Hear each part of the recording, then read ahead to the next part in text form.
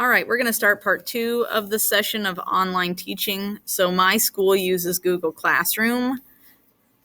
And so I have went ahead and set up all of my classrooms. As you can see, it says second semester. I've actually archived my first semester classes, so it was kind of a fresh start for any new students that were coming back into the district or new to the district, could just start fresh. So for example, physical science, the kids know remote learning day, quarantine, or even face-to-face. Every day I post here at 8 a.m. on their Google Classroom stream. Okay. And so I pretty much have it. So if by chance I need to go live, right, during that class period, because we're on a remote learning day, I can go live right here. The students can click on that link and they can meet me in that Google Meets during that class period. So every morning I post at 8 a.m. For example, today they know that they have to do Chapter 8 review questions because they have a test on Thursday. And right below it, their assignment got posted this morning, which was the Chapter 8 review questions. Okay, they can go in here and they can actually work on that as a Google Doc and submit it in there. Otherwise, they can come up to the classwork tab and it'll be the very top assignment for them. So if I click on the classwork tab, you can see it right here, Chapter 8 review questions right at the top. It is not due for 2 days at 11 a.m., so during class time. Okay, or right in this case, right before class time starts for them. Then we'll go over the review and then they'll have their test. So that's kind of how that works. So every day I actually find a quote or a national holiday or something to that effect. So in this case, when I'm posting to my stream, it says Monday, February 1st, happy Monday. I hope you had a great weekend. That's just kind of my little intro message for Mondays. And then I post what they're going to do. So in this case, look, oops. So I label them what they should be doing by number, right? So look over 9.1 PowerPoint and take your own notes. And so then I can go ahead and add my 9.1 PowerPoint here.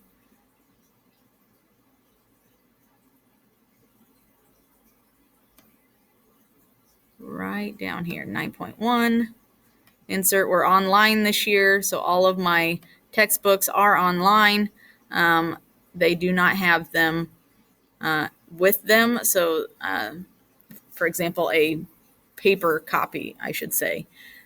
Some kids get the chapters printed out, but otherwise it is a PDF. So all of my PowerPoints, pretty much everything due to online teaching is now being virtually provided for the students instead of paper pencil. Now they can still do it paper pencil on the assignments. They just have to take a picture and upload it and then submit it on Google Classroom. So in this case, they're just going to look over this PowerPoint, take their own notes, and I'm going to schedule that for, just like it says, February 1st, and it's going to be scheduled to be released at 8 a.m. for this class.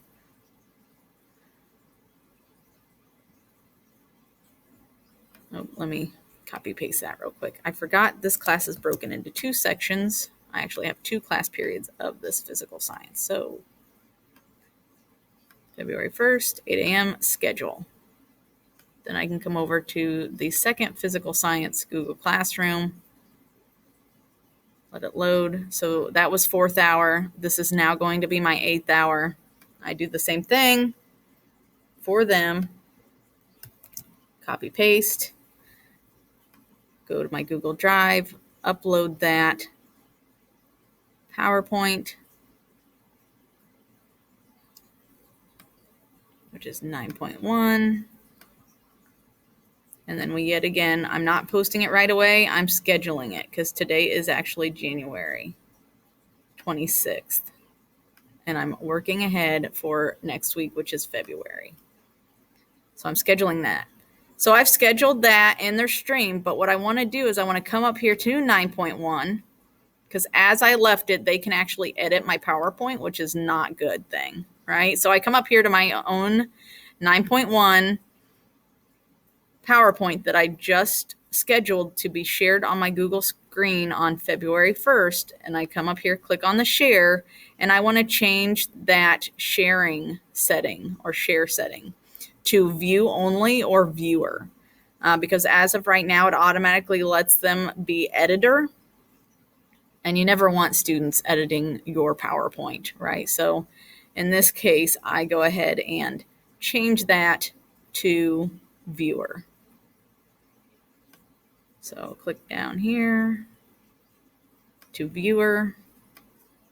So they can look at it, they just can't change anything on it. Viewer. And both are viewers now, so they can only look at the PowerPoint, and I hit save. Once that change is made, I can click out of that.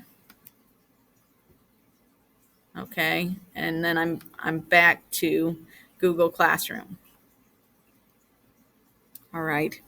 Now, I do the tests and quizzes online. So I've actually been, along with Google Classroom, I have been using Google Forms. That's going to be the next video session, but I do use that as well. Now, for their assignments and quizzes on Google Classroom, I come in here to Classroom and I click Create. So this is where I can create whether or not they have a quiz, right? Or an assignment that I want them to do out of the book. That's where I'm creating that. To add people to the class and to invite guardians or parents to be able to get notifications on my Google Classroom, it's under People. And then when I go to grade assignments, that's under Grades. Okay. Anything that's already been graded turns up black. And if it is not graded, it is in green. Okay. And I do this for every single class period on the Google Stream. The kids know where to look every day. If they have questions, they just email me usually, or they take a few minutes and say, hey, can we go to that Google Meet link and meet for 5-10 minutes and I can ask questions. And usually I do that in between classes or on my free time, lunchtime, after school. I can meet with them for 5-10 minutes and just answer questions for the remote kids. Okay. All right. So that kind of summarizes Google Classroom Part 2.